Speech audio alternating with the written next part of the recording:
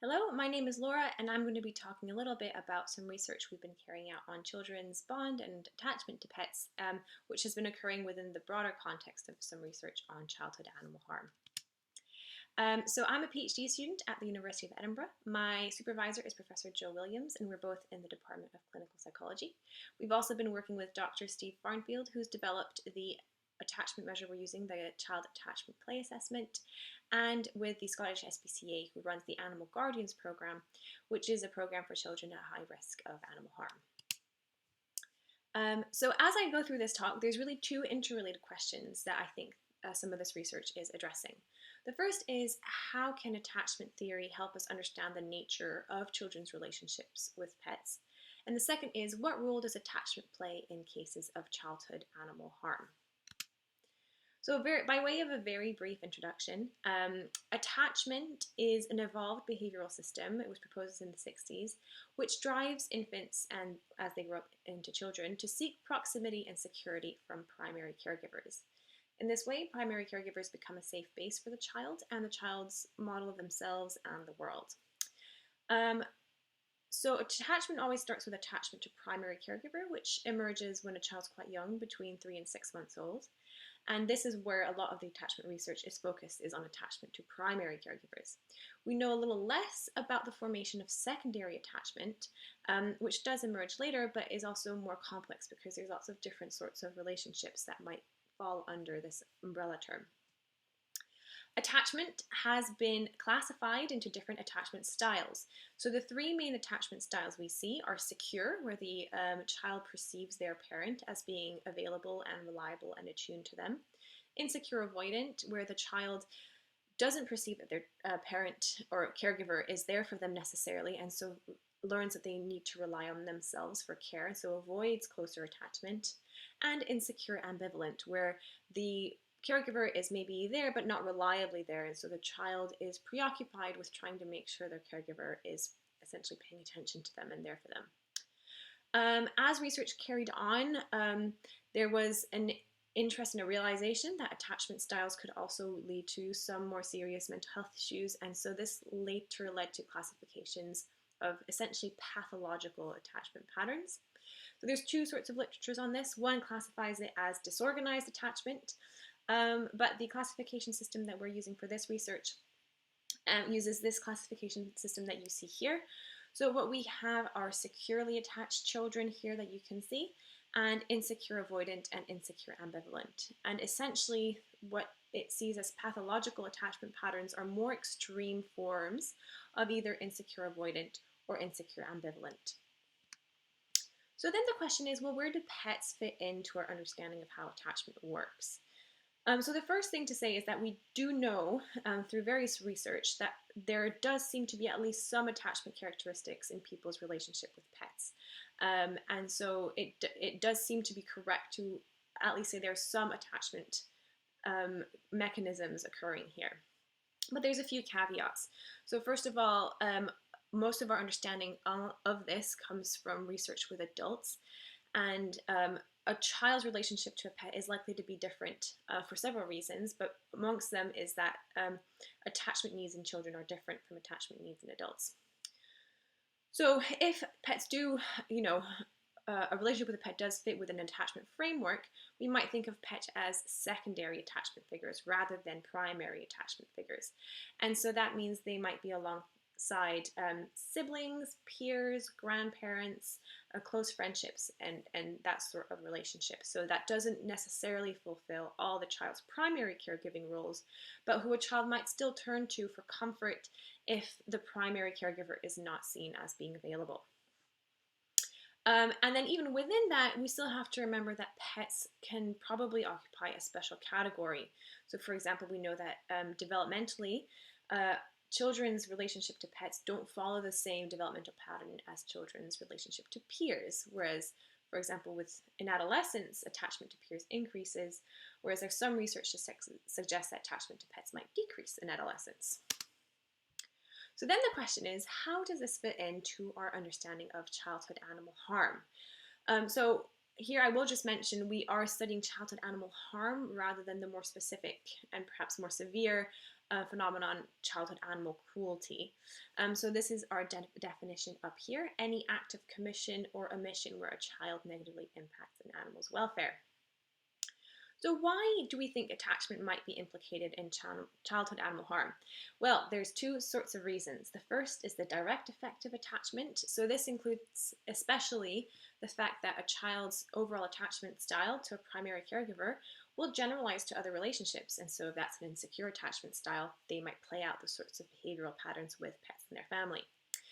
Secondly, we also do have some data to suggest that children who are more attached to pets are less accepting of harm towards pets, logically, so that might be slightly protective. Indirect effects, though, are things that attachment affects that are also psychological risk factors for childhood animal harm. And this especially includes things like empathy, peer relationships, emotional regulation, and self-esteem. Finally, there's one manual on the treatment of childhood animal cruelty, and that's this reference that you can see down here. And in this manual, they have a model they present at the beginning showing what they consider to be the kind of core risk factors, and they have attachment at the bottom of this. But to our knowledge, there's not really any research fully confirming this, so we were interested in seeing what we found in terms of the role of attachment as a risk factor for children referred for risk of harm. So our participants for this study were children referred to the Animal Guardians program run by the Scottish SPCA, along with matched control children from the same school class, and which we tried as much as possible to match for age and gender, although that wasn't always possible. So we had a final sample of 27 children, 9 referred and 18 matched controls over the whole primary school age range. So in terms of methods, this was part of a larger study looking at other risk factors, which I won't be discussing today. But we have 3 different types of measures of attachment. The first is the CAPA, the Child Attachment Play Assessment, which, as I mentioned, uses this classification system that you see here called the Dynamic Maturational Model. And the CAPA works where you start a story that a child has to finish using the Playmobil playset you see here, and the child has to figure out the conflict in the story. This is video recorded and then coded for attachment classification. What we did is we had a core set of human stories, which are the normal stories, you would say, and we also added in 3 pet stories to sort of see how a child would handle a conflict, if you will, with a pet in a story. The other 2 measures were a little bit shorter to carry out. So this was a hierarchical mapping task to see where a child placed pets and other family members or friends would be our option in relation to themselves and the distance that they might put between themselves and various family members. And finally, there was a self-report measure called the Short Attachment to Pet Scale, which has 9 items and has been validated with children in previous research. So, in terms of CAPA classification results, we did see that children referred to the Animal Guardians program were more likely to be insecurely attached, especially classified as pathological insecure. What confirms this as well is that insecurely attached children had more self-reported animal harm behaviors when they filled out a small set of questions on that. So that confirms that it's not just parents or teachers being concerned, it's also self-reported behavior. And what we also see, so here what we see on the graphs is attachment was predictive across a variety of risk and protective factors. So what you see here are protective factors, which are essentially just anything where a higher score would be indicative of protection against animal harm. So higher empathy, better executive functioning, better emotion recognition. So these scores were compiled into this graph. And then on this graph, what we see is that these are all scores where all measures where a higher score would be indicative of maybe a risk factor. So these would include things like, so this is just an example, the strength and difficulties questionnaire that teachers filled out, but also callous and unemotional traits, and maybe acceptance of cruelty, these sorts of things. And what's interesting, especially in the risk factors, is we see a really big jump in amount of risk factor for pathological insecure attachment classification compared to normal insecure and secure. So next we have the hierarchical mapping task, and so I have just some example pictures here selected a little bit to show the contrasts. We do see that insecure ambivalent children drew their parents further away than secure or avoidant children. And there was also a trend so that insecurely attached children drew pets closer to themselves than securely attached children, which is quite interesting and might suggest that pets can act as a secondary attachment figure in the sense that when parents aren't perceived as available, pets might be able to be seen as sources of comfort if parents aren't. So again, these are just example pictures. On the top, we have 2 pictures from securely attached children, and on the bottom, we have pictures from insecurely attached children. I actually had to draw both of these, unfortunately, because the child didn't want to draw, but still indicated where they wanted everyone placed. And again, this is just illustrating this sort of pets are included sometimes even when parental figures are not. So finally, the short attachment to pet scale. Interestingly, scores did not differ either between referred or control children or between secure and insecure children, so depending on how you split up the children. And this is suggestive that, well, perhaps we have too small of a sample size to detect it, but also maybe that, again, attachment to pets doesn't necessarily follow the same pattern exactly as a child's primary attachment pattern. And secondly, this was just on the cusp of significance, but we saw that higher SAP score also correlated positively with how closely the child put the pet to themselves in their drawing. So that suggests that hopefully they're maybe approaching a similar construct.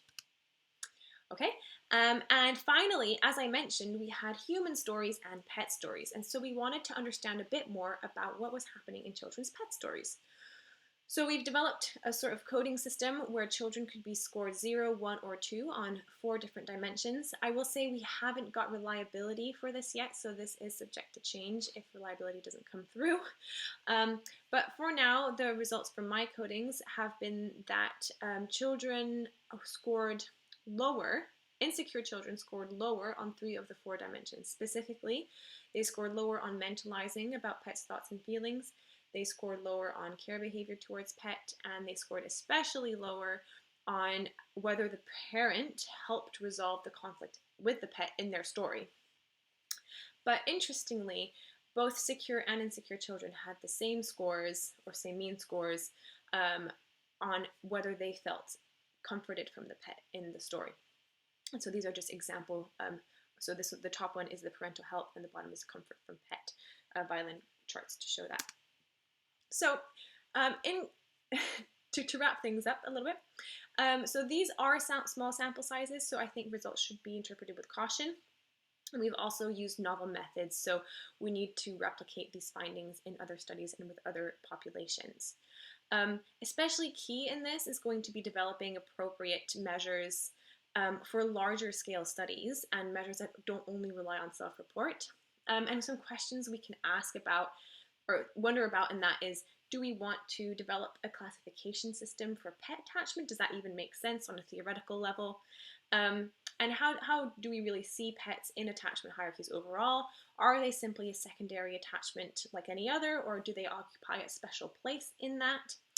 And so then in terms of implications for practice, in terms of treating or helping children with childhood animal harm, essentially this research confirms that attachment plays an important role in understanding a child's risk, that it's important to assess the child's family situation, that even in cases of high risk for harm, children who might have problems with family members may still feel close to their pets, and unfortunately that insecure attachment patterns with pets might reflect overall attachment insecurity. And in terms of our overall understanding of child-pet attachment, we do see that pets most likely can act as sources of comfort when parents or other adults are not seen as available. But pets alone, perhaps predictably, are unlikely to be able to change child's attachment style or attachment representations. But this does confirm what some research seems to show, that animals seem capable of eliciting attachment responses, especially as sources of secondary attachment, which can be useful in a therapy setting, for example. So thank you very much for listening. You have my contact details there on the slide, as well as my supervisors. We're going to go over to questions. I do have, as you can see here, a list of references, which I'm happy to send over if you want to get in touch. So thank you very much for listening, and have a nice day.